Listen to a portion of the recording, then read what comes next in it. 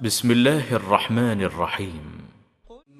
يا أيها الذين آمنوا اتقوا الله حق تقاته ولا تموتن إلا وأنتم مسلمون واعتصموا بحبل الله جميعا ولا تفرقوا واذكروا نعمة الله عليكم إذ كنتم أعداء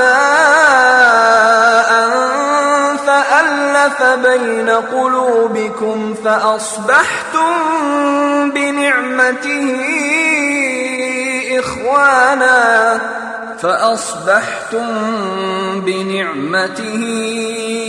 إخوانا وكنتم على شفا حفرة من النار فأنقذكم منها كذلك يبين الله لكم آياته لعلكم تهتدون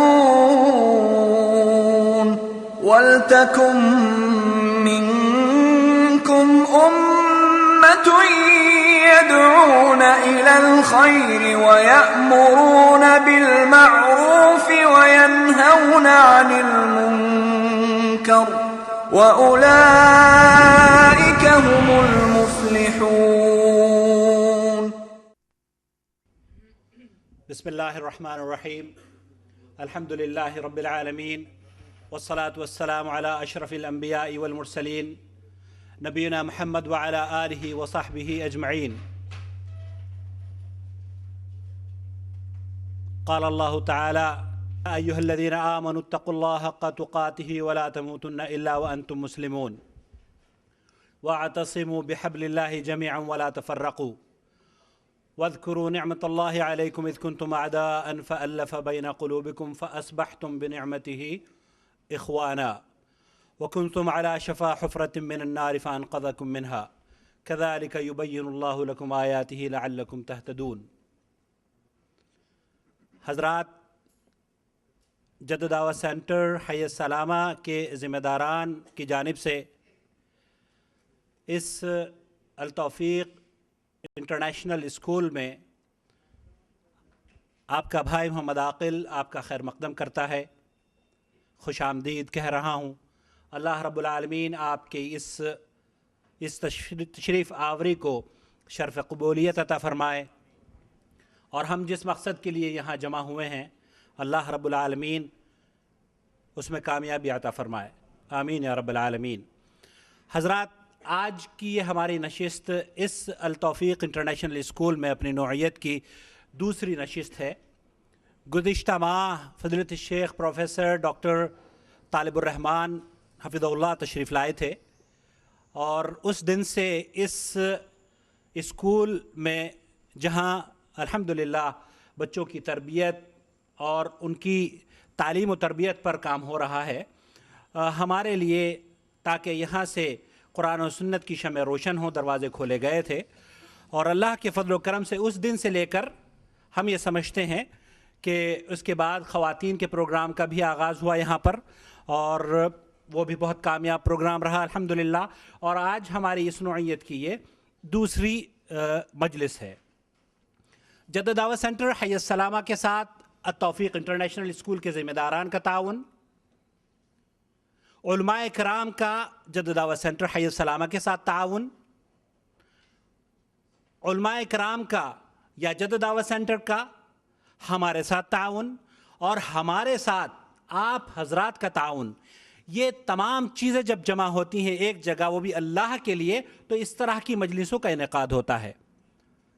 اللہ کا فضل و کرم ہے کہ شیخ توصیف الرحمن گزشتہ سالوں میں ہر ماہ یہاں تشریف لاتے رہے، بہت کامیاب پروگرام رہے، لیکن کچھ بیچ میں شیخ کی مصروفیات زیادہ ہو گئیں اور آپ حضرات چونکہ اخبارات کا مطالعہ کرتے ہیں اور انٹرنیٹ اور دوسرے وسائل سے آپ لوگوں کو علم ہوتا رہتا ہے ان باتوں کا کہ شیخ ہر ماہ مملکت سعودی عرب کے بڑے بڑے شہروں میں ماہانہ خطاب کرنے کے لیے دمام اور الخبر، عناق اور دوسرے جتنے بھی بڑے بڑے شہر ہیں ان میں ماہانہ دروس شیخ کے چل رہے ہیں، تو وہ مصروفیت خاصی رہی، اس لیے کچھ تسلسل جو ہمارا گزشتہ دروس کا رہا تھا اس میں تھوڑا سا توقف ہوا، لیکن اب الحمدللہ ایک نئے سرے سے اسٹارٹ لیا جا رہا ہے، اور اللہ رب العالمین سے ہم سب دعا کرتے ہیں، آپ بھی ہماری دعا پر آمین کہیں کہ اللہ رب العالمین شیخ کی عمر، علم اور عمل میں اضافے کا ذریعہ بنائے ان تمام جد و جہد کو، اور اللہ رب العالمین شیخ کو اور ہماری ان مجلسوں کو حاسدوں کے حسد سے، بری نظر والوں کی بری نظر سے محفوظ فرما لے۔ آج کی مجلس کا جو انعقاد ہے اس کا ٹاپک آپ لوگوں تک پہنچا دیا گیا ہے، جھوٹ، اس کی تباہ کاریاں، سچائی اور اس کے انعامات۔ یہ ایک نہایت ہی اہم موضوع ہے، کیونکہ اللہ کے رسول صلی اللہ علیہ وسلم نے جھوٹ اور سچ کے بارے میں فرمایا ہے کہ الصدق یہدی الی البر، سچائی جو ہے وہ نیکی کی طرف لے کر جاتی ہے، اور نیکی جنت کی طرف لے کر جاتی ہے، اور جھوٹ برائی کی طرف لے کر جاتا ہے، اور برائی جہنم کی طرف لے کر جاتی ہے۔ لہذا ہم چونکہ اس اسکول میں یہاں جمع ہوئے ہیں، ہم یہ چاہتے ہیں کہ ہماری بنیادیں صدق پر قائم ہوں، سچائی پر قائم ہوں، اور سچائی کی وہ ادھوری تصویر جو عام طور پر معاشرے میں سمجھی جاتی ہے، یا جھوٹ کی وہ ادھوری تصویر جو عام طور پر معاشرے میں سمجھی جاتی ہے، اس کا آج ہم شیخ توصیف الرحمان سے اس کو سیکھیں کہ وہ مکمل اس کی تصویر کیا ہے۔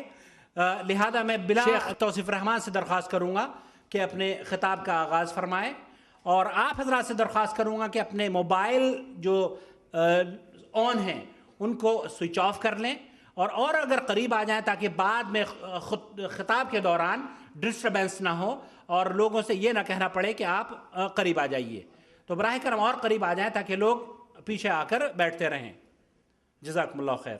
فلیتفضل فضیلۃ الشیخ توصیف الرحمان۔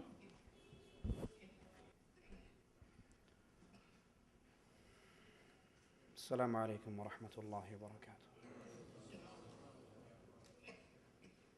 نحمدہ ونصلی علی رسولہ الکریم۔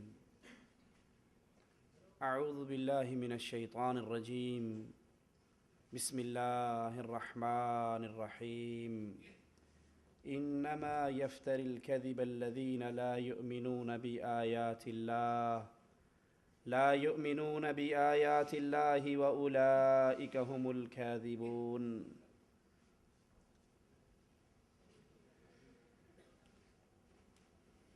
جھوٹ ہر دور کے اندر معیوب جانا گیا ہے، اور سچ عزت داروں کا ہمیشہ کا وطیرہ رہا ہے۔ رسول اللہ صلی اللہ علیہ وسلم نے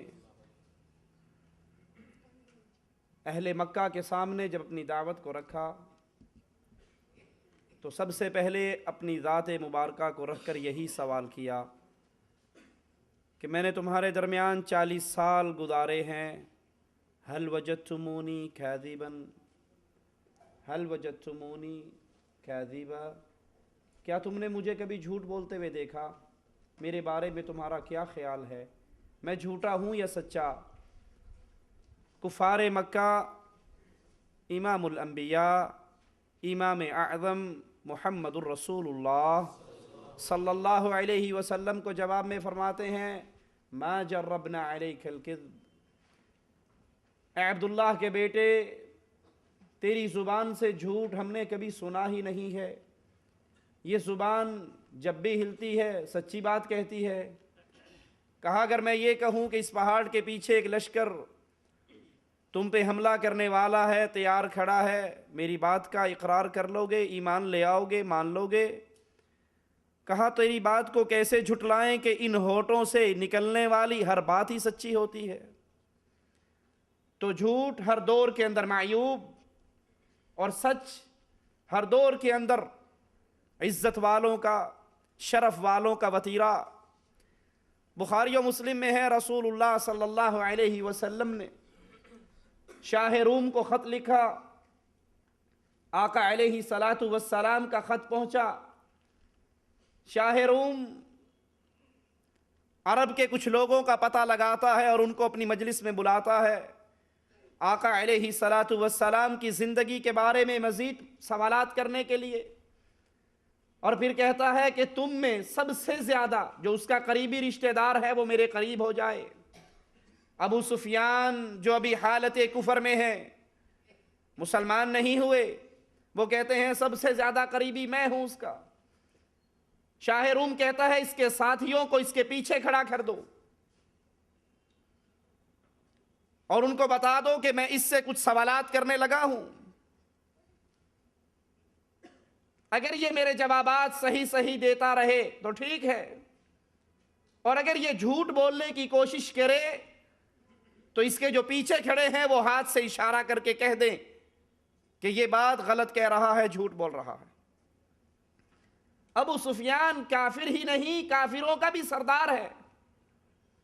کہتا ہے جب یہ بات میں نے سنی تو اللہ کی قسم اگر میں اس موقع پر جھوٹ بولتا تو میرا کوئی ساتھی بھی میری تکذیب نہ کرتا، میری بات کو نہ جھٹلاتا، لیکن میں نے شرم اور عار محسوس کی کہ میں ایک سردار ہوں، میں سید ہوں، میں قبیلے کا بڑا ہوں، میں ایک عزت دار آدمی ہوں. اگر میں نے جھوٹ بولا میرے ساتھی میرا یہ جھوٹ مکے میں جا کر لوگوں کو بتائیں گے اور پھر میری توہین ہوگی کہ سردار نے فلاں موقع پر جھوٹ بولا تھا. اہل ایمان اس سچ کو اپنا وتیرہ بناتے ہیں، اور شریف آدمی، عزت والا آدمی، وہ ہر حال کے اندر جھوٹ سے بچتا ہے، اپنے دامن کو بچاتا ہے اور اپنا رشتہ، اپنا تعلق سچ کے ساتھ جوڑتا ہے. جھوٹ بولنا ایمان کے منافی ہے. یہ اہل ایمان کی نشانی نہیں ہے، یہ ایمان کی علامت نہیں ہے، بلکہ یہ ایمان کے منافی ہے. مالک عز و جل کے کلام کی جو آیت ہم نے ابتدا میں پڑھی، اللہ عز و جل فرما رہا ہے انما یفتر الکذب الذین لا یؤمنون. جھوٹ کون بولتے ہیں؟ جو اللہ کی آیات پر ایمان نہیں لے کر آتے، اور یہی لوگ جھوٹے ہیں. جس کا اللہ پر ایمان ہو، جس کا دین پر ایمان ہو، جس کا آخرت پر ایمان ہو، جس کا اللہ کی آیات پر ایمان ہو، وہ جھوٹ نہیں بولا کرتا، وہ سچ کی بات کرتا ہے، وہ سچی بات کہتا ہے، جھوٹ سے اپنے دامن کو بچاتا ہے. کیونکہ مالک فرما رہا ہے جھوٹ تو وہ بولتے ہیں جن کا اللہ کی آیات پر ایمان نہیں، اور یہی جھوٹے لوگ ہیں. ابو بکر جزائری اس کی تفسیر بیان کرتے ہوئے فرماتے ہیں کہ سچائی کے ثواب اور جھوٹ کی سزا پر ایمان کے سبب مومن جھوٹ کیوں نہیں بولتا؟ کہ اس کو پتا ہے اگر سچ بولوں گا تو کیا نتیجہ نکلنے والا ہے، اور اگر جھوٹ بولوں گا تو کیا سزا ملنے والی ہے. مومن کو سچ کی سزا، سچ کی انعامات کا بھی پتا ہے اور جھوٹ کی لعنت کا بھی پتا ہے. اس وجہ سے اس کا اللہ کے حکموں پر ایمان ہے. وہ جب بھی گفتگو کرتا ہے سچی بات کہتا ہے، جھوٹ نہیں بولتا. حضرت سعد سے روایت ہے رسول اللہ صلی اللہ علیہ وسلم نے فرمایا، میرے پیارے حبیب علیہ الصلاۃ والسلام کی اس حدیث پہ غور کرنا، اور مالک عز و جل سے دعا ہے اللہ سب سے پہلے کہنے والے کو غور کرنے اور عمل کرنے کی توفیق عطا فرمائے. اللہ کے پیارے حبیب علیہ الصلاۃ والسلام فرماتے ہیں مومن جھوٹ اور خیانت کے علاوہ ہر خصلت پہ پیدا کیا گیا. اس حدیث کا کیا معنی؟ کہ مومن جو اہل ایمان بن جائے، اللہ پر ایمان لے آئے، رسولوں پر ایمان لے آئے، مومن بن جائے، وہ نہ کبھی جھوٹ بولتا ہے اور نہ خیانت کرتا ہے، نہ خائن ہونے کی اس کے اندر عادت ہوتی ہے، نہ جھوٹے ہونے کی عادت ہوتی ہے. اس کے علاوہ باقی خصلتیں اس کے اندر، باقی غلطیاں اس کے اندر ہو سکتی ہیں، لیکن مومن کبھی نہ جھوٹا ہوتا ہے نہ خائن ہوتا ہے. امام احمد ابو بکر صدیق رضی اللہ عنہ وارضاہ کا قول نقل کرتے ہیں. صدیق اکبر فرما رہے ہیں یا ایھا الناس ایاکم والکذب، اے لوگو جھوٹ نہ بولنا، جھوٹ سے بچنا. کیوں؟ کیونکہ جھوٹ ایمان کے منافی ہے، جھوٹ ایمان کی ضد ہے، جھوٹ ایمان کی طاقت کو کمزور کرتا ہے۔ اور رسول اللہ صلی اللہ علیہ وسلم فرما رہے ہیں جھوٹ اور خیانت کے علاوہ مومن کو دوسری خصلتوں پہ پیدا کیا، لیکن مومن جھوٹ نہیں بولتا اور خیانت نہیں کرتا۔ جھوٹ کا شرک سے بڑا گہرا رشتہ ہے، یاد کر لیجئے، جھوٹ کا شرک سے بڑا رشتہ ہے، اور کائنات کا سب سے بڑا جھوٹ، اکثر ہم گفتگو کرتے ہوئے کہتے ہیں جی یہ بہت بڑا جھوٹ ہے، یہ سب سے بڑا جھوٹ ہے۔ سب سے بڑا کائنات کا ایک ہی جھوٹ ہے۔ کائنات کا سب سے بڑا جھوٹ کیا ہے؟ کہ اللہ کے علاوہ جن کو لوگ پوج رہے ہیں ان کو وہ طاقتیں دی جا رہی ہیں جو خالص اللہ عز و جل کی صفت ہے۔ یہ کائنات کا بہت بڑا جھوٹ ہے۔ مردوں کو داتا کہنا، مردوں کو غوث اعظم کہنا، فقیروں کو غنی کرنے والا سمجھنا، ان کو مختار کل کہنا، ان کو غریب نواز و بندہ پرور قانون ساز سمجھنا، جو فقراء ہیں، جو کلاش ہیں، جو منگتے ہیں اور سوالی ہیں، ان کو اللہ کی صفات دینا، یہ کائنات کا سب سے بڑا جھوٹ ہے۔ قرآن حکیم میں مالک عز و جل فرما رہا ہے فَاجْتَنِبُوا الرِّجْسَ مِنَ الْأَوْثَانِ وَاجْتَنِبُوا قَوْلَ الزُّورِ، اے لوگو بتوں کی گندگی سے بچو اور جھوٹی بات سے بچو۔ بتوں کی گندگی، بتوں کی پوجا اور جھوٹ، اس کو مالک عز و جل نے ایک ہی آیت کے اندر اکٹھا کیا ہے، کیونکہ شرک کا جھوٹ کے ساتھ بہت بڑا رشتہ ہے۔ آپ اس کو دنیا کی حالات کے اندر پریکٹیکل بھی چیک کر سکتے ہیں۔ جتنا شرک زیادہ ٹاپ کلاس ہوگا، وہاں کے جا کے مناظر کو دیکھ لو، جھوٹ بھی آپ کو اتنا ہی زیادہ وہاں پر ملے گا۔ جھوٹے قصے، جھوٹی کہانیاں، جھوٹی روایات وہیں پر ملیں گی جہاں شرک کا پورا دروازہ کھلا ہوا ہوگا۔ قول زور سے مراد باطل اور جھوٹ ہے، اور اس کو یہ الفاظ کیوں کہے گئے؟ کیونکہ یہ حق سے ہٹا دیتا ہے۔ حق اللہ کی توحید، جھوٹ اللہ کی توحید میں شرک کی ملاوٹ۔ اللہ عز و جل فرما رہا ہے بتوں کی گندگی سے بچو اور جھوٹی بات سے بچو۔ ابن مسعود رضی اللہ عنہ وارضا فرماتے ہیں جھوٹی گواہی یہ اللہ کے ساتھ شرک کرنے کے برابر ہے۔ جھوٹی گواہی دینا یہ ایسے ہی ہے جیسے آپ اللہ کے ساتھ کسی کو شریک ٹھہرا رہے ہیں۔ بخاری و مسلم میں ہے، رسول اللہ صلی اللہ علیہ وسلم نے فرمایا الا انبئکم باکبر الکبائر، کیا میں تمہیں سب سے بڑے گناہ سے نہ بتاؤں، نہ ڈراؤں، تمہیں اس کی خبر نہ دوں؟ قلنا بلا یا رسول اللہ صلی اللہ علیہ وسلم، ہم نے کہا کیوں نہیں اللہ کے پیارے حبیب، بتائیے وہ سب سے بڑے گناہ کون سے ہیں؟ قال الاشراک باللہ، اللہ کے ساتھ شرک کرنا یہ بہت بڑا گناہ ہے۔ گناہوں میں سب سے بڑا گناہ اللہ عز و جل کی ذات و صفات و عبادت میں کسی اور کو شریک کرنا۔ وعقوق الوالدین، والدین کی نافرمانی کرنا۔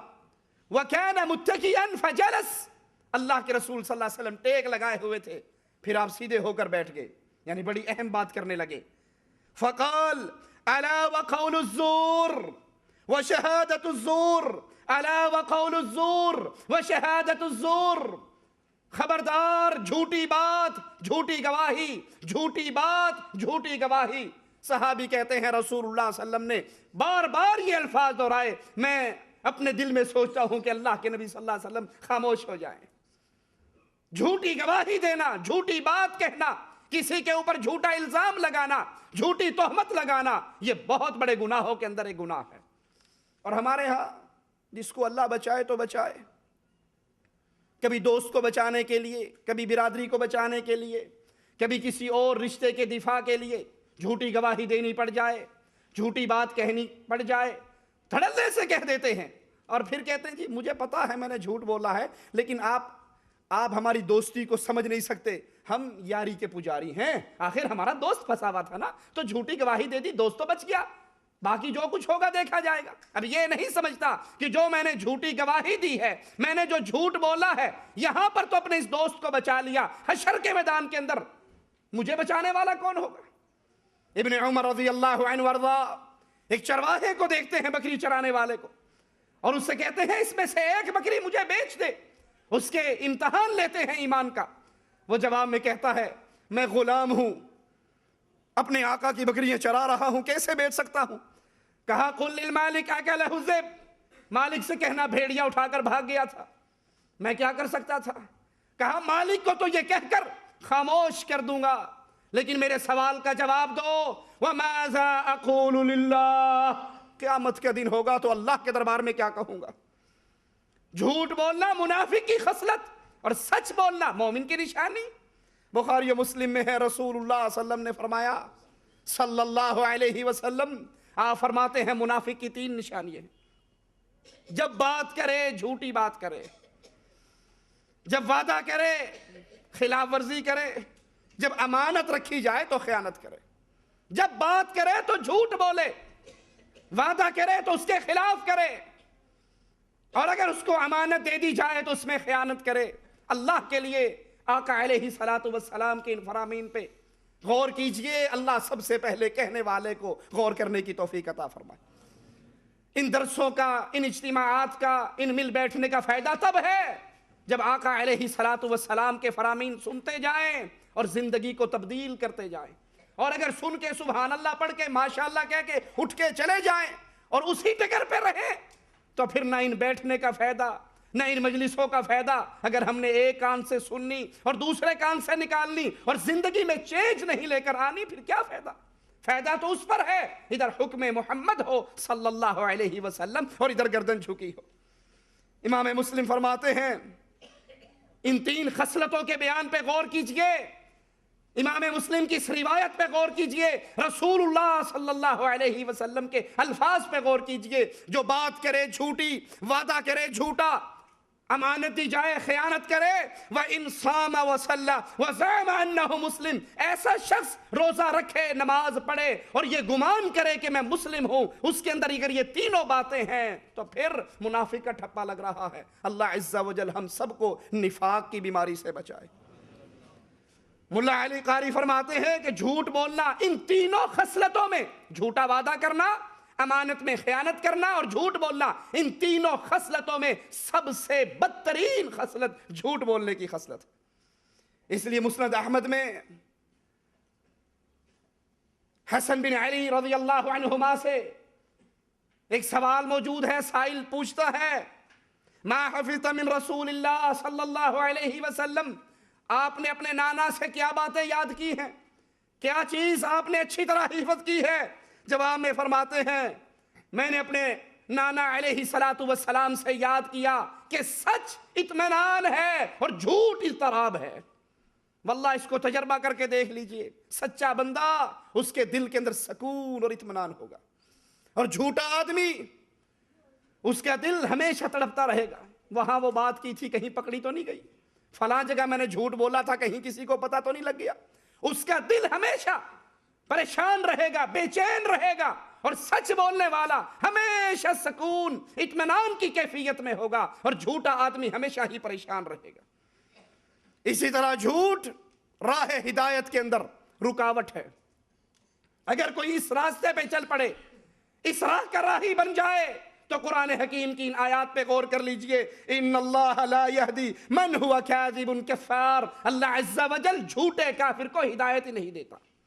جس کی عادت جھوٹ بولنا، جس کی عادت جھوٹ بولنا، اہل حدیثوں کی مجلس میں آیا تو کہنے لگا مجھے ووٹ دے دو، میں اگر وزیر بن گیا، میں وزیر بنتے سب سے پہلے اسلام نافذ کروں گا۔ صبح شیعوں کی مجلسوں میں گیا، کہنے لگا یہ مسلم لیگ تو ہے ہی آپ کی، ہمارا جو بانی تھا وہی شیعہ تھا، آپ تو اصل ہماری جماعت میں، یہاں یہ جھوٹ بولا وہاں وہ جھوٹ بولا، یہاں یہ کہا وہاں یہ کہا۔ ایسا جھوٹا شخص، اس کو پھر ہدایت نہیں ملا کرتی۔ جو جھوٹ کو اپنا مذہب بنا لے، جو جھوٹ کو اپنا دین سمجھ لے اور جھوٹ بولنے کو کارستانی جانے کہ یہ کام صرف میں ہی کر سکتا ہوں، لوگوں کو اکٹھا میں ہی کر سکتا ہوں، جھوٹ بول کے اس کو بھی ملا لیا، اس کو بھی ملا لیا، اس کو بھی ملا لیا، ان کو بھی کچھ نہ کہا، ان کو بھی کچھ نہ کہا، اور سمجھا کہ میں نے مجمع جما لیا، میں بڑا کام کا آدمی ہوں۔ جو جھوٹ کو اس طرح اپنا مذہب بنا لیتا ہے، ایسے جھوٹے کو پھر اللہ ہدایت بھی نہیں دیا کرتا۔ اسی لیے حدیث میں آتا ہے جھوٹ بولنا، اس پہ عمل کرنا، یہ روزے کی قبولیت میں رکاوٹ بن جاتا ہے۔ رسول اللہ صلی اللہ علیہ وسلم نے فرمایا من لم یدع قول الزور، جو جھوٹ بولنے سے باز نہ آئے، والعمل به، اس پہ عمل کرنے سے باز نہ آئے۔ اللہ عز و جل کو کوئی حاجت ہی نہیں یہ بھوکا رہے، یہ پیاسا رہے، نہ اس کی پیاس کی قیمت ہے نہ اس کی بھوک کی قیمت ہے۔ اور اگر سچ بولنے والا یہی پیاس، یہی بھوک، یہی روزہ قیامت کے دن کھڑا ہو کے اس کے لیے شفاعت کرے گا، یہ قرآن اس کے لیے شفاعت کرے گا، اور اس کی شفاعت سے قبول ہو کے یہ سچا اللہ کی جنتوں کا وارث بن جائے گا۔ اگر یہ قول میں سچا ہے، عمل میں سچا ہے، عقیدے میں سچا ہے، دین میں سچا ہے۔ سچ صرف آپس دوستوں کی بات نہیں، یہ عقیدے میں سچا ہو، یہ عمل میں سچا ہو، یہ معاملات میں سچا ہو، یہ عبادات میں سچا ہو۔ اس لیے حدیث میں آتا ہے گمراہ شخص جو ہی قبر میں دفن ہوگا آواز کیا پڑے گی؟ ان قد کذب عبدی۔ بھلے وہ آپس کے معاملات میں سچا ہو، اگر وہ اللہ کی توحید کو نہ پہچانتا ہو، اگر وہ رسول اللہ صلی اللہ علیہ وسلم کی اتباع کو نہ جانتا ہو، اگر اس نے دین اسلام کو نہ سمجھا ہو، ساری زندگی جانوروں کی طرح گزار دی، کسی کے ساتھ سچ بھی بولتا ہو، نہ اس نے اللہ کی سچائی کو سمجھا، نہ محمد علیہ السلام کی سچائی کو سمجھا، اب یہ دفن ہو رہا ہے تو آوازیں پڑ رہے ہیں ان قد کذب عبدی، یہ بندہ گندا ہے، یہ جھوٹا ہے۔ اور جب مومن دفن ہوگا ان قد صدق عبدی، بندہ سچا، اس کا عقیدہ سچا، اس کا کردار سچا، اس کی زندگی سچی، یہ قول میں سچا، یہ فعل میں سچا، اس کے نیچے جنت کے بسترے اور جنت کے لبادے لگا دو۔ اسی لیے رسول اللہ صلی اللہ علیہ وسلم فرماتے ہیں، مسند احمد میں یہ روایت موجود ہے، ان تجارہم الفجار، تاجر ہی فاجر ہے۔ سائل کہتا ہے یا رسول اللہ صلی اللہ علیہ وسلم، کیا اللہ عز و جل نے تجارت کو حلال نہیں کیا؟ اللہ کے نبی علیہ السلام نے فرمایا تجارت کو تو حلال کیا، لیکن کچھ تاجر بات کرتے ہیں تو جھوٹ بولتے ہیں، جھوٹ بول کے اپنا سودا بیچتے ہیں اور گناہگار ہوتے ہیں۔ دیکھ لیجئے معاشرے میں ایسے آپ کو کتنے ہی مل جائیں گے، آپ ان سے سودا کر رہے ہو، کہتے جی 50 ریال کی، آپ کہتے نہیں جی 40 کی دے دو، بھائی 45 کی تو میری اپنی خرید ہے، میں تجھے کیسے 40 میں دے دوں؟ آپ نے بھی 2 قدم نہیں اٹھائے، وہ کہتا ہے اچھا بات سنو 45 کی خرید ہے 46 میں لے جاؤ، وہ کہتا نہیں بھائی 40 دوں گا، وہ کوشش کرے گا 43 42 41 نہیں سودا بنے گا، اچھا جا تو 40 میں لے جا۔ اب اس کی اگر 45 کی خرید ہے، اس نے کیسے 5 ریال اپنے گھر میں خسارہ کیا؟ نہیں، یہ جھوٹ کا عادی ہے، اپنے سودے کو جھوٹ بول کے بیچتا ہے، اس جھوٹ کی وجہ سے اللہ کے نبی صلی اللہ علیہ وسلم اس تاجر کو فاجر کہہ رہے ہیں۔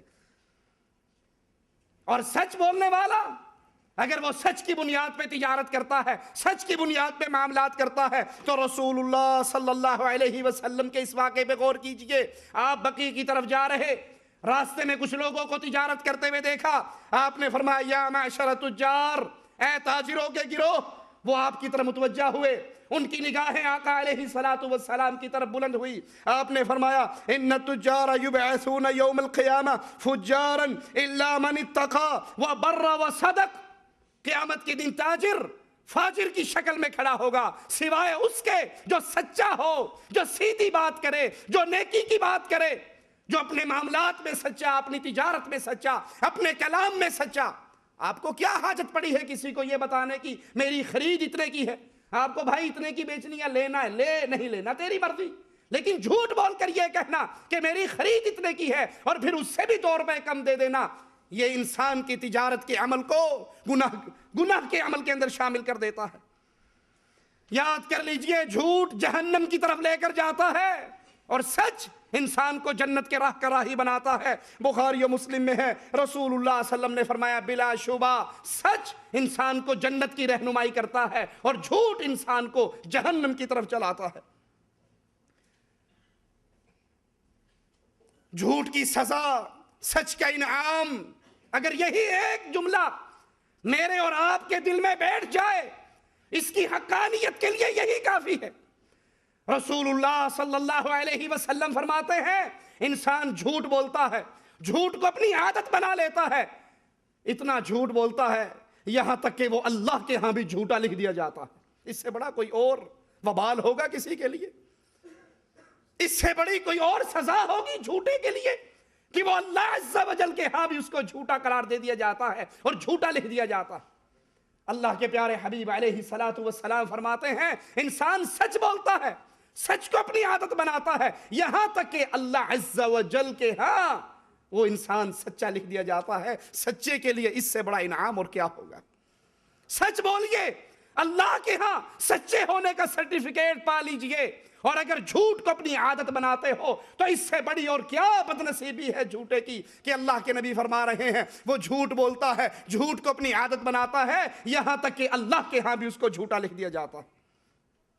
مسند احمد میں ہے، رسول اللہ صلی اللہ علیہ وسلم نے فرمایا علیکم بالصدق، سچ کو قابو رکھو، تمہارے اوپر سچ لازم ہے۔ کیوں؟ فَإِنَّهُ مَعَ الْبِرِّ، سچ نیکی کے ساتھ ہے، وَهُمَا فِي الْجَنَّةِ، سچ اور نیکی دونوں جنت میں ہیں۔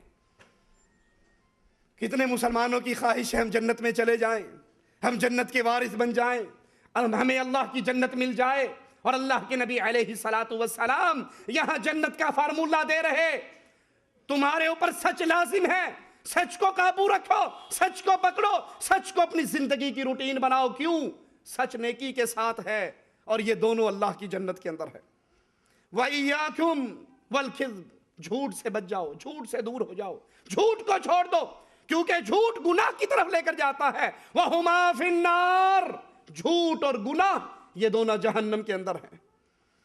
مسند احمد میں ہے، رسول اللہ صلی اللہ علیہ وسلم کے پاس ایک شخص آیا اور آ کر آپ سے سوال کرتا ہے، یا رسول اللہ صلی اللہ علیہ وسلم، ما عمل اہل الجنہ، اہل جنت کے عمل بتائیے، اہل جنت جنت میں ہیں، ان کے کیا اعمال ہیں، ان کی کیسی زندگی ہے، وہ کون سے عمل کر کے گئے؟ رسول اللہ صلی اللہ علیہ وسلم نے فرمایا الصدق، اہل جنت کے اعمال سچ بولنا۔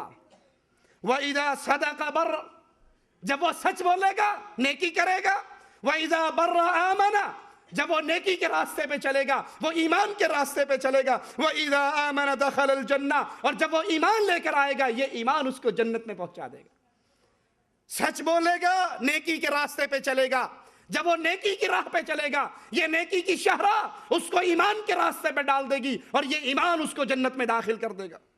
وہی کہتا ہے، یا رسول اللہ صلی اللہ علیہ وسلم، ما عمل اہل النار، جہنمیوں کے عمل کیا ہے؟ جنتیوں کو تو پتہ لگ گیا یہ سچ بولے، نیک بنے، اہل ایمان بنے۔ اس حدیث میں یہ نقطہ بھی یاد رکھنا، جنت میں جانے کے لیے اہل ایمان ہونا ضروری ہے۔ اگر کوئی شخص مشرک ہے، اگر کوئی شخص مشرک ہے، اللہ عز و جل کی ذات و صفات و عبادت میں کسی اور کو شریک بناتا ہے، پھر یاد کر لو وہ جتنا مرضی اپنے معاملات میں سچا ہو، اپنی گفتگو میں سچا ہو، لوگوں سے سچی باتیں کرے، جھوٹ سے نفرت کرے، اس نے اصل جھوٹ کو نہیں پہچانا اور اس نے اصل سچائی کو نہیں پہچانا، یہ کبھی ایمان کے بغیر اللہ کی جنت میں داخل ہو ہی نہیں سکتا۔ سائل کہتا ہے، یا رسول اللہ صلی اللہ علیہ وسلم، جہنمیوں کے عمل کیا ہے؟ تو اللہ کے نبی علیہ السلام نے فرمایا الکذب، جھوٹ بولنا، یہ جہنمیوں کا عمل ہے، یہ اہل جہنم کی کارستان یہ ہے۔ وَإِذَا كَذَبَ الْعَبْدُ، اور جب آدمی جھوٹ بولتا ہے، فَجَرَ، وَإِذَا فَجَرَ كَفَرَ، وہ انسان گناہ کے راستے پہ چلتا ہے، اور جب وہ گناہ کے راستے پہ چلتا ہے یہ اس کو کفر کے راستے پہ ڈال دیتا ہے۔ وَإِذَا كَفَرَ دَخَلَ النَّارِ، اور جب وہ کفر کرتا ہے تو اللہ کی جہنم میں داخل ہو جاتا ہے۔ سچ بولیے، نیکی کا راستہ ہے، اہل ایمان کا راستہ ہے، جنت کا ٹھکانہ ہے، اور اگر جھوٹ کی عادت ہے، جھوٹ گناہوں کی طرف لے جاتا ہے، گناہ کفر کی طرف لے جاتے ہیں، اور کفر انسان کو جہنم میں پہنچا دیتا ہے۔ اس لیے صحیح بخاری میں ہے، رسول اللہ صلی اللہ علیہ وسلم نے فرمایا، دو آنے والے میرے پاس آئے، میرا ہاتھ پکڑا، مجھے جنت کی سیر کروائی، عالم بالا کے اندر مجھے لے کر گئے، اور وہاں پر میں نے ایک شخص کو دیکھا، ایک اس کے ساتھ کھڑا ہے، وہ بیٹھا ہے، وہ اس کے منہ کے اندر اپنے اوزار کو ڈالتا ہے اور اس کے منہ کو چیرتا ہوا گدی کی طرف لے جاتا ہے، پھر اس کو واپس نکالتا ہے، دوسری طرف ڈالتا ہے، اور یہاں سے چیرتا ہوا اسے اس کی گدی تک لے جاتا ہے۔ میں کہتا ہوں یہ کون ہے؟ یہ کون بدنصیب ہے؟ اس کا جرم کیا ہے اور اس کو یہ کس بات کی سزا مل رہی ہے؟ جواب ملتا ہے کہ یہ انسان جھوٹ بولا کرتا تھا، یہ انسان جھوٹی گفتگو کرتا تھا، جھوٹ بولتا تھا، لوگ اس سے نقل کرتے تھے اور پھر وہ اس کا جھوٹ دنیا میں پھیل جاتا تھا۔ صرف یہ نہیں کہ اس کا جھوٹ اس تک محدود تھا، یہ جھوٹ بول کے لوگوں کے سامنے جھوٹا کلام کرتا، لوگ اس کا کلام سن کے نقل کرتے اور پوری دنیا میں پھیل جاتے۔ موجودہ دور کے اندر اس کو کیسے سمجھیں؟ کیوں ٹیلی ویژن کو لے لیجئے، یہ حدیث بالکل فٹ آتی ہے اس ٹی وی پر، طاہر القادری صاحب آتے ہیں اس پر اور جھوٹ بولتے ہیں، اس کا جھوٹ پبلک سنتی ہے، اس کا جھوٹ کائنات میں نقل ہوتا ہے، اور وہ جھوٹ بولتے ہوئے کوئی چھوٹا جھوٹ نہیں، کہتے ہیں تم تو نور و بشر کے مسئلوں پہ جھگڑ رہے، اللہ کے رسول صلی اللہ علیہ وسلم جب بیت المقدس سے نکلے بشریت کا چولا وہاں پہ اتار دیا، جب عرش معلیٰ پر پہنچے نورانیت کا چولا وہاں پہ اتار دیا۔ اب خود سوال کرتا ہے کہ جب وہاں پر پہنچے نہ بشر تھے نہ نور تھے، پھر کیا تھے؟ نہ بشر تھے نہ نور تھے، پھر کیا تھے؟ اس کا جواب خود دیتے ہوئے ایک شعر پڑھتا ہے، ہیک کے جڑا ہوں ہیک کو ڈو جانے کافر تے مشرک ہے، کہ اللہ اور محمد صلی اللہ علیہ وسلم دونوں اکٹھے ہوئے عرش سے اوپر، پھر وہ دونوں اکٹھے ہو کر ایک ہو گئے۔ اب توحید یہ ہے کہ اللہ اور محمد علیہ السلام کو ایک مانا جائے، جو ایک مانے وہ مواحد ہے، اور جو ان میں فرق کر کے کہے وہ اللہ ہے یہ عبداللہ ہے، وہ خالق ہے یہ مخلوق ہے، وہ رازق ہے یہ مرزوق ہے، وہ بھیجنے والا یہ دنیا پہ آنے والا، وہ کافر ہے، وہ مشرک ہے۔ اس نے جھوٹ بولا، جھوٹ کا گندا شرکی عقیدہ بولا، اس سے نقل ہوا۔ کیوں ٹیلی ویژن نے اٹھا کر اس کو پوری دنیا میں نقل کر دیا؟ رسول اللہ صلی اللہ علیہ وسلم فرما رہے، میں ایک شخص کو دیکھ رہا ہوں، اس کا جبڑا یہاں سے چیرا جاتا ہے، گدی تک لے جایا جاتا ہے، پھر وہ یہاں سے فرشتہ اس کو نکالتا ہے، دوسری طرف ڈالتا ہے، اتنے میں یہ اس کا جبڑا ٹھیک ہو جاتا ہے۔ میں پوچھتا ہوں اس کا جرم کیا ہے؟ جواب ملتا ہے یہ جھوٹ بولتا تھا، اس کا جھوٹ نقل ہوتا تھا، پوری دنیا میں پھیلتا تھا، جب تک قیامت قائم نہیں ہو جاتی اس کو اس گناہ کا یہ سزا ملتی ہی رہے گی۔ اسی لیے حضرت عائشہ رضی اللہ تعالی عنہا سے روایت ہے، فرماتی ہیں رسول اللہ صلی اللہ علیہ وسلم کو بری خصلتوں میں سے جتنی نفرت جھوٹ سے تھی اور کسی سے نہیں تھی، جتنی آپ کو نفرت جھوٹ سے تھی، آپ کے سامنے کوئی جھوٹ بولتا آپ کو پتہ لگ جاتا، آپ اس کو اپنے دل میں رکھتے، یہاں تک کہ وہ شخص توبہ تائب نہ ہو جاتا اور اس گناہ سے معافی نہ مانگ لیتا۔ اب اس جھوٹ کی اقسام کیا ہیں؟ جھوٹ کی اقسام کتنی ہیں؟ جھوٹ کئی طرح کا ہے، اور ان کئی طرح کے جھوٹوں میں سب سے بڑا جھوٹ اللہ عز و جل کی طرف جھوٹی بات کی نسبت کرنا، اللہ کی طرف جھوٹی بات بیان کرنا، جھوٹی بات کی نسبت کرنا۔ یہ چھوٹی بات نہیں ہے، یہ چھوٹا جرم نہیں ہے، یہ جرائم کی دنیا کے اندر سب سے بڑا جرم ہے۔ اللہ کی طرف وہ بات کہنا، اللہ کے ذمے وہ بات لگانا جس سے مالک بری ہے، جو مالک نے نہیں بیان کی، جو اس کی شریعت میں موجود نہیں ہے، اپنی طرف سے بنانا۔ اسی معراج کی سی ڈی کے اندر طاہر القادری صاحب اللہ کی طرف ایک اور جھوٹ کی نسبت کرتے ہیں کہ جب معراج ہوا، اللہ کے نبی صلی اللہ علیہ وسلم عرش پہ پہنچے، نورانیت کا چولا یہاں اتارا، سبحان کا آپ پر فیض ہوا، اللہ کے نبی اور بلند ہوئے اور آگے چلے، پھر دو کمانوں کا معاملہ ہوا، پھر ایک دوسرے سے بالکل دو کمانیں ایسی مل گئی، ایک وہ آنے والا ایک یہ جانے والا، اتنے قریب ہو گئے اور ایسے مل گئے جیسے انسان بغل گیر ہو جاتا ہے۔ تعالی اللہ عما یقول، نعوذ باللہ ثم نعوذ باللہ۔ کہا پھر بات اس سے آگے چلی، اللہ نے کہا میرے حبیب اور آگے آئیے، لا مقام میں آئیے، عرش کو بھی چھوڑ دیجئے، عرش سے اگلی منزلوں کو بھی چھوڑ دیجئے۔ پھر اللہ عز و جل نے دروازہ کھولا، اللہ باہر آیا، دروازہ کھولا، اپنے حبیب علیہ السلام کو اندر کیا، کنڈی لگا لی، دروازہ بند کر لیا، اب اندر اللہ اور اس کا رسول۔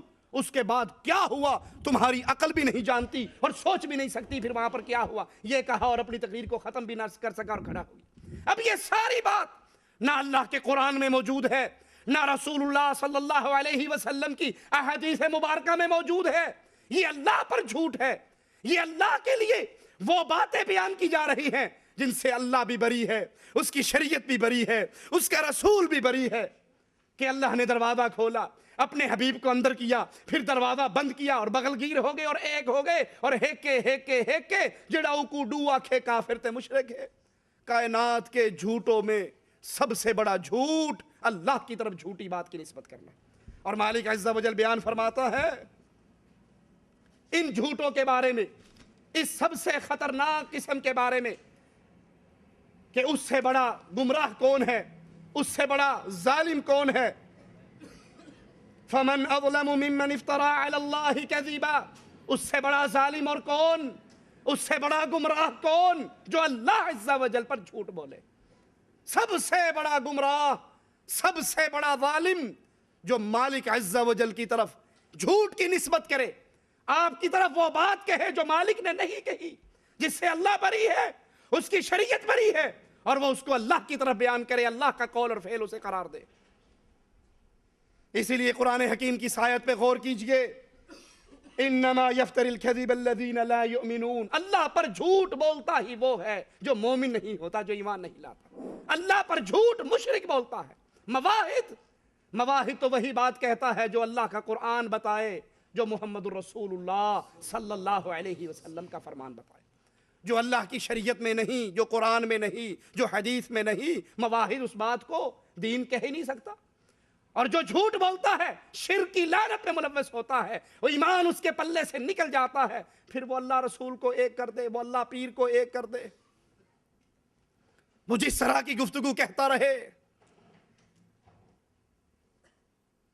ایک اور پیر سرگودا کا اپنے کلام کے اندر ایک شعر لکھتا ہے، کہنا چوکاں دے وچ بلے باندے ملہ وچ مسیتاں جی، سادھو صدا سدھانے جنہ ڈھونڈ لیاں اصلیتاں جی، پیر مدہ اپنے مرشد نو رب آکھی پاویں فتوے لان شریطاں جی۔ جس کو تو نے پیر پکڑا ہے اس کو اپنا رب مان، اس میں اور اللہ میں کوئی فرق ہی نہیں ہے۔ اب لوگ تجھ پہ فتوے لگاتے رہیں تو لگاتے رہے، اس کی کوئی ٹینشن نہیں۔ اہل ایمان کبھی اللہ عز و جل کی طرف جھوٹ کی نسبت نہیں کرتے، جھوٹی بات نہیں کہتے، اور جو اللہ کی طرف جھوٹی بات کہتا ہے یاد کر لیجئے وہ گمراہ ترین انسان ہے، اس سے بڑا کوئی گمراہ نہیں۔ مالک عز و جل بیان فرما رہا ہے، انظر کیف یفترون علی اللہ الکذب وکفی بہ اثما مبینا، دیکھیے ان ظالموں کو کیسے اللہ کے ذمے جھوٹ لگاتے ہیں اور کتنے بڑے بڑے گناہ کے اندر گر پڑتے ہیں، گناہ کماتے ہیں اللہ کے ذمے جھوٹ لگا کر۔ بدترین گناہگار ہونے کے لیے، بدترین گناہگار ہونے کے لیے یہی ایک گناہ کافی ہے کہ انسان اللہ کی طرف ایسی بات کی نسبت کرے جس سے اللہ عز و جل کی شریعت کی کوئی دلیل موجود نہ ہو۔ اللہ پر جھوٹ بولنے کا انجام کیا نکلتا ہے؟ ایسا شخص کبھی کامیاب نہیں ہو سکتا، فلاح و کامرانی اس کے کبھی مقدر میں نہیں آ سکتی۔ قل ان الذین یفترون علی اللہ الکذب لا یفلحون، اے نبی کہہ دیجئے جو اللہ پر جھوٹ بولتے ہیں یہ کبھی فلاح پا ہی نہیں سکتے۔ جو اللہ کے ذمہ جھوٹی بات کہتے ہیں، اللہ پر جھوٹ بولتے ہیں، یہ کبھی فلاح نہیں پا سکتے، یہ کبھی کامیاب نہیں ہو سکتے، یہ کبھی کامران نہیں ہو سکتے۔ ان کو یہ جھوٹ جہنم کا ایندھن بنا دے گا، یہ اللہ کی لعنت کے حقدار ہیں۔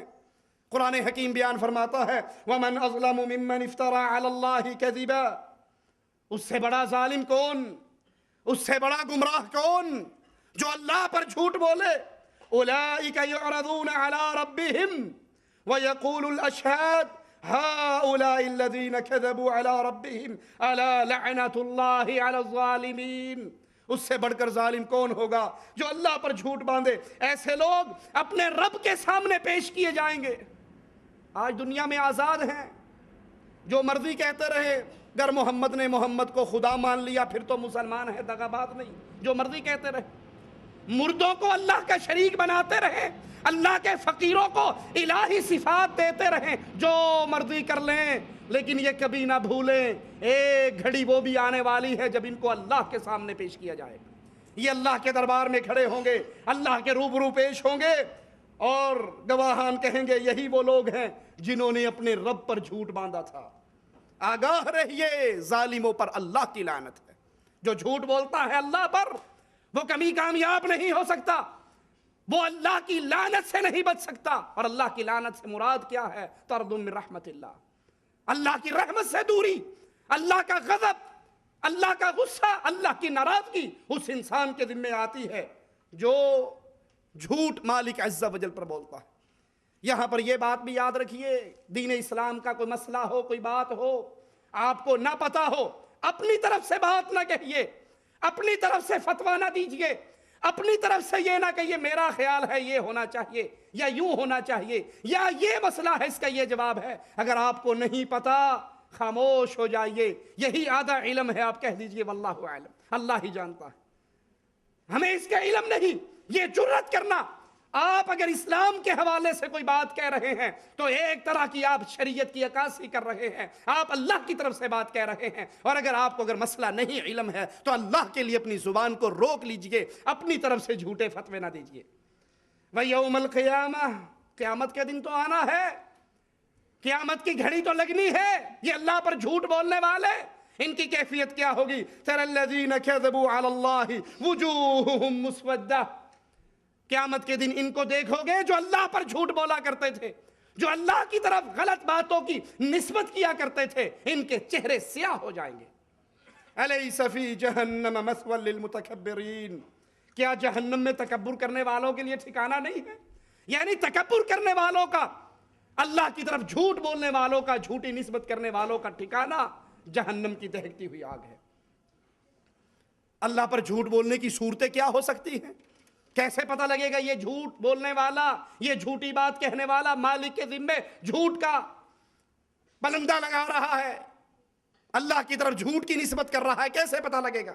شیخ سعدی رحمہ اللہ فرماتے ہیں اللہ کا شریک ٹھہرانا، جو کسی کو اللہ کا شریک ٹھہرائے اس کی ذات میں شریک ٹھہرا کر اعلان کرے الصلاۃ والسلام علیک یا نور من نور اللہ، یہ اللہ کے ساتھ شریک ٹھہرا کر اللہ کی طرف جھوٹ کی نسبت کر رہا ہے۔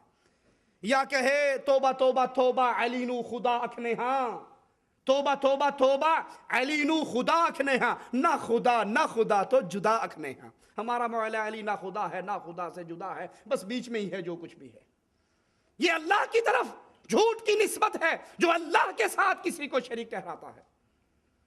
یا یہ کہنا کہ اللہ کا کوئی بیٹا ہے، اللہ کی کوئی بیوی ہے، اللہ کی طرف بیٹے اور بیوی کی نسبت کرنا، جیسے نصارہ نے کی، یہودیوں نے کی، عزیر ابن اللہ، عیسی ابن اللہ، یہ نسبت کرنا اللہ کی طرف جھوٹ کی نسبت کرنا ہے، کیونکہ اللہ عز و جل پاک ہے، نہ اس نے کسی کو بیٹا پکڑا نہ اس کی کوئی بیوی ہے، وہ ان تمام کمزوریوں سے پاک ہے۔ جو کچھ زمین و آسمان میں ہے وہ سب کچھ ایک اللہ عز و جل کا ہے۔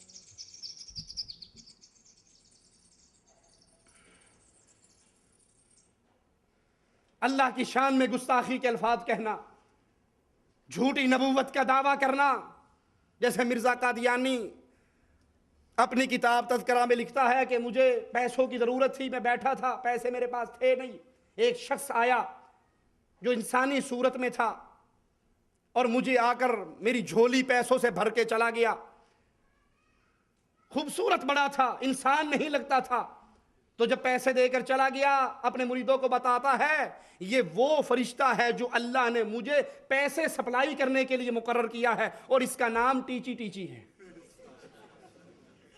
کتاب تذکرہ میرے پاس موجود ہے، اس کا نام بیان کرتا ہے ٹیچی ٹیچی۔ بھائی اللہ کے بندے ظالم، تو نے نام رکھنا کوئی چج کا نام رکھ لے، نام رکھنے کے لیے بھی کوئی عربی کا جملہ، عربی کا لفظ نہیں ملا۔ اللہ کی طرف جھوٹ کی نسبت کرنا، نبوت کا دعوے دار اللہ کی طرف جھوٹ کی نسبت کرتا ہے۔ جیسے اسی خبیث نے اپنی دوسری کتاب حقیقت الوحی کے اندر یہ الفاظ کہے کہ اللہ عز و جل نے مجھے کہا انت منی بمنزلت ولدی، انت منی بمنزلت جسدی، انت منی کمنزلت روحی، تو میرے نزدیک میرا جسم ہے، میری روح ہے، میرا بیٹا ہے۔ تعالی اللہ عما یقول، نعوذ باللہ ثم نعوذ باللہ۔ قالوا اتخذ اللہ ولدا، یہ اللہ کی طرف جھوٹ کی نسبت کرنے والے کہتے ہیں کہ اللہ نے بیٹا پکڑ لیا۔ سبحانہ هو الغنی، پاک ہے اللہ، اللہ کا کوئی بیٹا نہیں، اللہ کی کوئی بیوی نہیں، اللہ نے کسی کو اپنا لڑکا نہیں پکڑا۔ سبحانہ، تم جتنا چاہے شرک کر لو، تمہارے ہر طرح کی شرک سے اللہ پاک ہے، وہ غنی ہے۔ لہو ما فی السماوات وما فی الارض، زمین و آسمان میں جو کچھ ہے اس سب کا مالک عرش والا اللہ ہے۔ اتقولون علی اللہ ما لا تعلمون، تم اللہ کی طرف وہ بات کہہ رہے ہو، تم اللہ کی طرف اس کی نسبت کرتے ہو جس کو تم نہیں جانتے، جس کا تمہیں شعور نہیں ہے، جس کا تمہیں علم نہیں ہے۔ جب اللہ عز و جل کی پوری کائنات ہے، کائنات میں جو کچھ ہے وہ اللہ کا ہے، اللہ نے کسی کو لڑکا نہیں پکڑا، بیٹا نہیں پکڑا۔ یہ تو قصہ تھا یہود و نصارہ کا، لیکن کبھی نہ بھولیے یہود و نصارہ کی طرح جس طرح رسول اللہ صلی اللہ علیہ وسلم نے فرمایا تھا، یہ امت قدم با قدم، بالش بر بالش پچھلی قوموں کی پیچھے چلے گی۔ جس طرح انہوں نے اللہ عز و جل کی طرف جھوٹ کی نسبت کی، یہ سلسلہ آج بھی چلتا آ رہا، یہ سلسلہ رکا نہیں ہے۔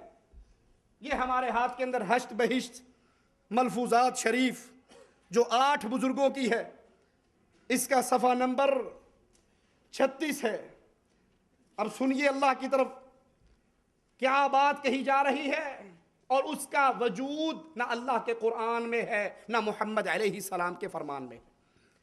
کہتے ہیں جب انہوں نے آخری حج کیا، امام اعظم رحمت اللہ علیہ کعبے کے دروازے پر آئے، ابو حنیفہ رحمت اللہ علیہ نے آخری حج کیا، بیت اللہ کے دروازے پہ آئے اور کہا دروازہ کھولو، آج کی رات اللہ کی عبادت کرنے، کون جانتا ہے کہ دوسری مرتبہ مجھے حج کی قدرت حاصل ہو یا نہ ہو۔ دروازہ کھل گیا، امام اعظم اندر چلے گئے، خانہ کعبہ کے 2 ستونوں کے درمیان نماز ادا کرنے کے لیے کھڑے ہو گئے، دائیں باؤں کو بائیں پاؤں پر رکھ کر آدھا قرآن شریف تلاوت کیا، رکوع اور سجدہ پورا کر کے کہا، اے اللہ عز و جل، میں نے تیری اطاعت ایسی نہیں کی جیسے اطاعت کا حق تھا، اور میں نے نہیں پہچانا تجھے جیسا تیرا پہچاننے کا حق تھا۔ تو پھر غیب سے آواز آئی، اے ابو حنیفہ، ہم نے حنفیوں کو بخش دیا، جیسا اے ابو حنیفہ تو نے پہچانا جیسا پہچاننے کا حق تھا، میں نے تجھے اور ان لوگوں کو جو تیرے پیچھے چلنے والے ہیں اور وہ لوگ جو تیرے مذہب پر چلیں گے، میں نے ساروں کو بخش دیا۔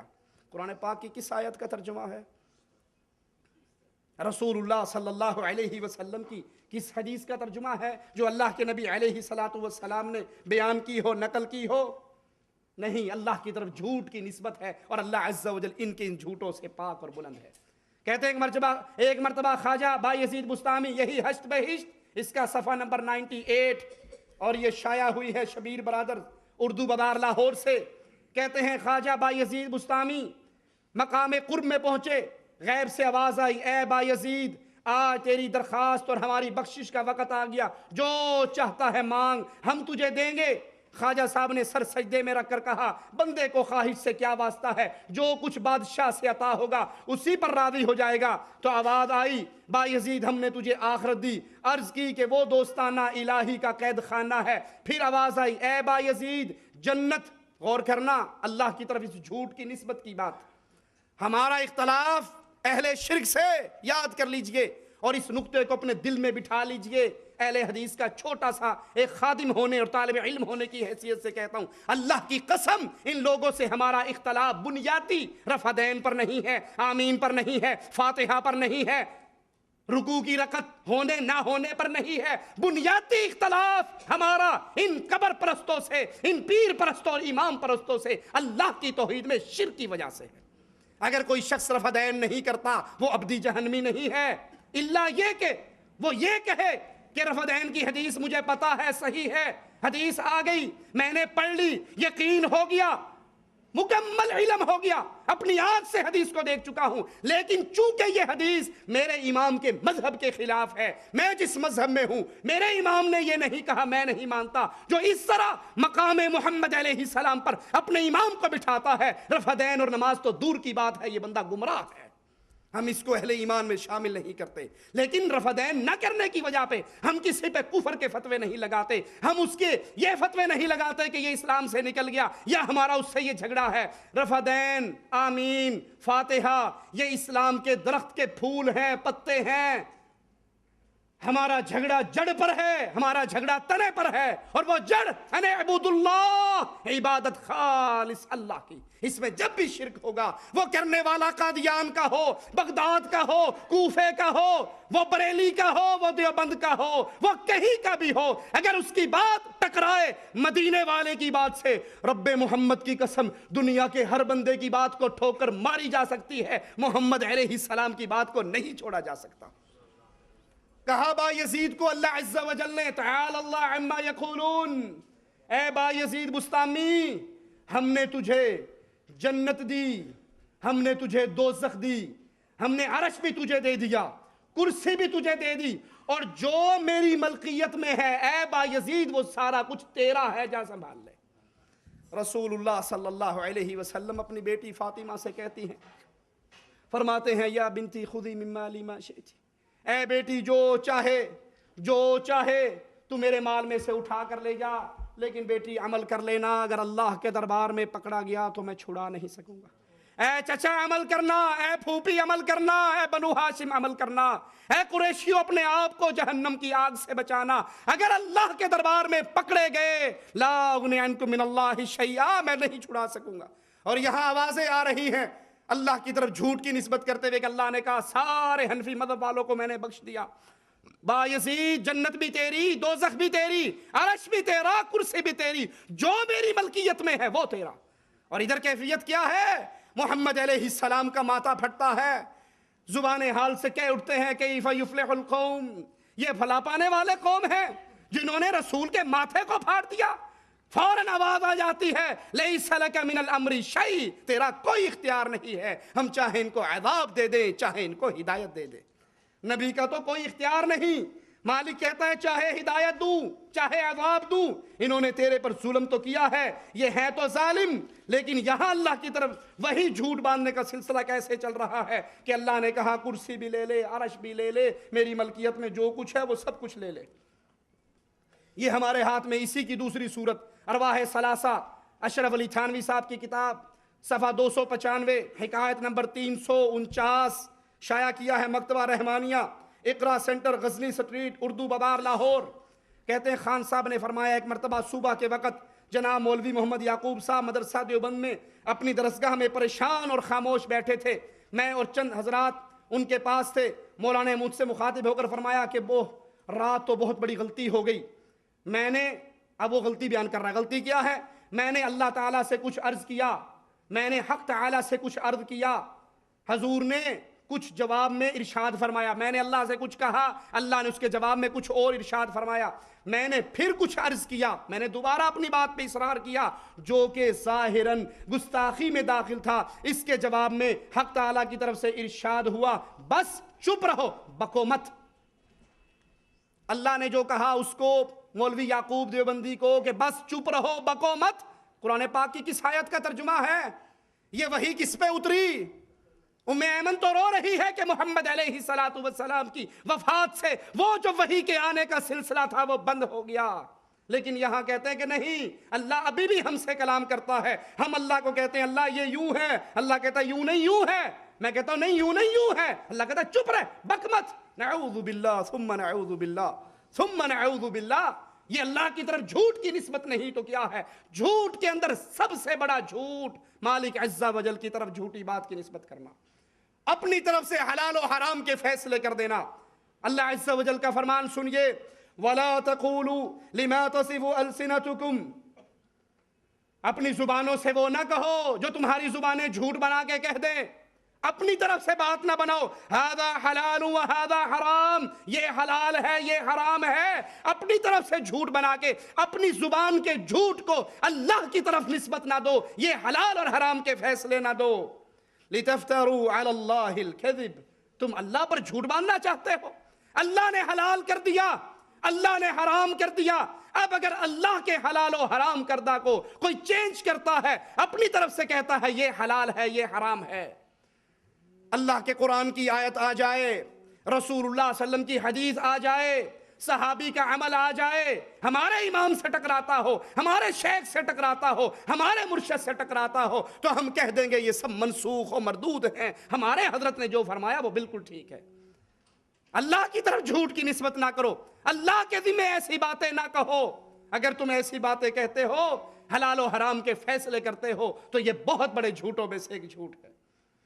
ابن کثیر رحمہ اللہ فرماتے ہیں شرعی دلیل کے بغیر، یاد کر لیجئے اس قول کو، شرعی دلیل کے بغیر دین کے اندر بدعت جاری کرنے والا، اپنی طرف سے کوئی عمل جاری کرنے والا، وہ اس حکم کے اندر داخل ہے کہ وہ اللہ کے ذمے جھوٹ لے، وہ اللہ کی طرف جھوٹ کی نسبت کر رہا ہے۔ جو بغیر دلیل کے ایک عمل جاری کر دیتا ہے اور اس کو دین کی طرح اس پہ عمل کرتا ہے، ثواب کی امیدیں رکھتا ہے۔ جو بدعت کو جاری کرتا ہے، جو بدعت کو بیان کرتا ہے، وہ اللہ کی طرف جھوٹ کی نسبت کر رہا ہے۔ اسی طرح رسول اللہ صلی اللہ علیہ وسلم پر جھوٹ بولنا، آپ کی طرف جھوٹی بات کی نسبت کرنا، کائنات کے بدترین جھوٹوں میں سے دوسرے درجے کا جھوٹ ہے کہ ہم رسول اللہ صلی اللہ علیہ وسلم کی طرف وہ بات کہیں جو آپ نے نہیں فرمائی۔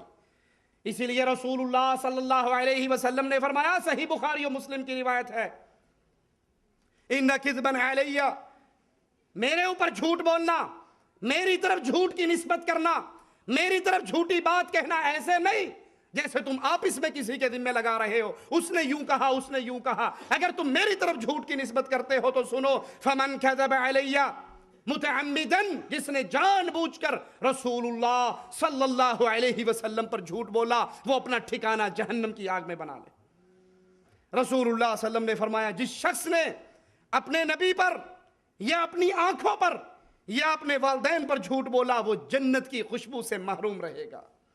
بخاری و مسلم میں ہے، رسول اللہ صلی اللہ علیہ وسلم نے فرمایا، مجھ پر جھوٹ نہ باندھو، کیونکہ جس نے مجھ پر جھوٹ باندھا وہ جہنم کی آگ میں داخل ہوگا۔ رسول اللہ صلی اللہ علیہ وسلم کی طرف من گھڑت روایات کی نسبت کر دینا۔ کتنے لوگ ہیں جو فضائل اعمال کی کتابیں، فضائل کے نام پہ کتابیں مارکیٹ میں پیش کرتا ہے، جی جھوٹی روایت ہمیں پتہ ہے، ہمیں پتہ ہے یہ موضوع روایت ہے، لیکن ڈرانے کے لیے، سمجھانے کے لیے بڑی اچھی ہے، بڑی کارگر۔ ایک روایت رسول کا فرمان ہے ہی نہیں ہے، تم اس کو اپنی طرف سے رسول کے ذمہ لگا رہے ہو، قیامت کے دن اللہ کے دربار میں کس منہ سے پیش ہوگے؟ اور یقین نہیں آتا تو یہ ہمارے ہاتھ میں تذکرہ غوثیہ، غوث علی شاہ قلندر قادری کی کتاب، جس کا صفحہ نمبر 290 ہے، 290 پر وہ رسول اللہ صلی اللہ علیہ وسلم کی طرف ایک جھوٹ کی نسبت کر رہا ہے، ذرا آپ بھی سنیے۔ کہتا ہے ایک دن جبرائیل آئے رسول اللہ صلی اللہ علیہ وسلم کے پاس، اور جبرائیل آ کر اللہ کے نبی ایک روز ارشاد ہوا کہ جبرائیل پیغمبر خدا کے پاس وحی لائے۔ رسول اللہ نے دریافت کیا صلی اللہ علیہ وسلم، اے جبرائیل تم جانتے ہو وحی کہاں سے آتی ہے؟ انہوں نے عرض کیا، حضرت میری رسائی سدرۃ المنتہا سے آگے نہیں ہے، اس مقام معلوم پر ایک ندا غیب سے وارد ہوتی ہے، اس کو لے کر آپ تک پہنچا دیتا ہوں، بس یہی میرا کام ہے، اس سے زیادہ کچھ نہیں جانتا۔ آپ نے فرمایا اب کے بار ندا ہو تو اسی پہ پرواز شروع کر دینا اور جا کر دیکھنا یہ ندا کہاں سے آتی ہے۔ حضرت جبرائیل نے ایسا ہی کیا۔ ایک طویل مسافت طے کرنے کے بعد جب وہ وہاں اس آواز تک پہنچے تو وہاں جا کر دیکھا کہ حضرت خود ہی وہی ارشاد فرما رہے ہیں، اللہ کے نبی ہی اس جگہ سے عرش پہ اللہ کے رسول ہیں اور وہی ارشاد فرما رہے ہیں۔ پھر جبرائیل نے زمین کی طرف توجہ کر کے مدینہ شریف میں جاتی مار کے دیکھی تو وہاں بھی رسول اللہ ہی تشریف فرما ہے۔ ہیکے جڑا ہی ہک کو ڈو آکھے کافر تے مشرک ہے، یہی وہ عقیدہ ہے جس کو طاہر القادری نے پیش کیا۔ تو کیا یہ رسول اللہ کے ذمہ جھوٹ نہیں ہے؟ اب یہ جھوٹی روایت کے رسول اللہ صلی اللہ علیہ وسلم نے حضرت جبرائیل کو یہ ساری حقیقت بتانے کے لیے یہ کچھ کہا، حدیث کی کس کتاب میں ہے؟ حوالہ کہاں کا ہے؟ وہ محرم میں پیٹنے والوں کی طرح آواز پہ آندھی ہے، کتھوں پہ آندھی ہے؟ شیطان پیچھو ڈیندا پہ ہے، کہیں سے آواز آ رہی ہے، کوئی حوالہ نہیں۔ جھوٹ اور نسبت محمد رسول اللہ صلی اللہ علیہ وسلم کی طرف آپ کا نہیں دل مانتا، یہ کتابیں آپ درس کے بعد اپنی آنکھوں سے دیکھ سکتے ہیں اور پھر فیصلہ کر سکتے ہیں اختلاف کی بنیاد آمین رفع دین فاتحہ ہے یا اختلاف کی بنیاد اللہ کی توحید رسول اللہ کی رسالت ہے۔ اگر اختلاف کی بنیاد صرف فاتحہ آمین رفع دین ہے تو پھر یہ اختلاف مردود ہے کہ اگر ہم نے اس کی بنیاد پہ کسی کو کافر اور مشرک کے فتوے جاری کرنے شروع کر دیے تو یہ فتوے بھی مردود ہیں، یہ کہنے والا بھی مردود ہے۔ یہ رفع دین نہیں کرتا یہ کافر ہو گیا، یہ آمین نہیں کہتا۔ کسی اہل علم نے، کسی اہل الحدیث نے یہ دعویٰ نہیں کیا۔ ہمارا اختلاف کیا ہے ذرا غور کیجئے، یہ قبر کی زندگی، موت کے چند مناظر، پروفیسر ڈاکٹر نور احمد نشتر میڈیکل کالج ملتان ڈویژن کے تبلیغی جماعت کے امیر، شائع کیا ہے مکتبہ دینیات بلال پارک باغبان پورا لاہور، اور میں بذات خود رائمنڈ شریف جا کر اس کتاب کو وہاں سے خرید کے لایا ہوں، مکتبہ خلیل سے جو رائمنڈ کے مین گیٹ کے بالکل سامنے ہے۔ اس کا صفحہ نمبر 39 ذرا سنیے اور دیکھیے اللہ کے نبی کی طرف کیسے جھوٹ بولا جا رہا ہے۔ طاہر شاہ صاحب کا مر کر پھر زندہ ہو جانا۔ طاہر شاہ صاحب چند سال پہلے بہت بیمار ہو گئے، ہسپتال میں داخل ہوئے۔ جب ان کی حالت بگڑ گئی، ان کے والدین کی روحیں ان کے پاس کمرے میں آئیں، روحیں کمرے میں آئیں، جمعرات کو آتی ہے نا، دروازہ بجتا ہے، پوچھتے ہیں کی پکایا؟ وہ کہتے ہیں حلوہ شریف، مرغا شریف، کہتے ہیں مبارک ہو، بڑا خیال ساڈا رکھیا ہے۔ کی پکایا؟ مسور دی دال، فیٹے میں تہاڈا ساڈے واسطے مسور ہی رہ گئی سی۔ یہ جو ادھر آتی ہے نا، ادھر کے ایئرپورٹ پہ اترتی ہیں، یہ اس ایئرپورٹ پہ بھی اتر رہی ہیں روحیں۔ طاہر شاہ صاحب کے باپ آپ کی روحیں پہنچ گئی، کہا چلو اگلے جہان چلنے کا وقت آ گیا، ہم انتظار کر رہے ہیں۔ چنانچہ 2 فرشتے آئے، طاہر شاہ صاحب کو لے گئے، اللہ کے ہاں پیش ہونا ہے، پکڑ کے لے گئے۔ طاہر شاہ صاحب کی روح کو آسمانوں پر لے گئے۔ جب آسمانوں پر گئے، اللہ کی ملاقات سے پہلے وہاں پر مولانا یوسف اور احمد علی لاہوری سے ملاقات ہو گئی۔ یہ دونوں حضرات پریشان ہو گئے کہ دعوت کا کام کرنے والا اکیلا طاہر شاہ تھا، اس کو بھی اللہ میاں نے بلوا لیا۔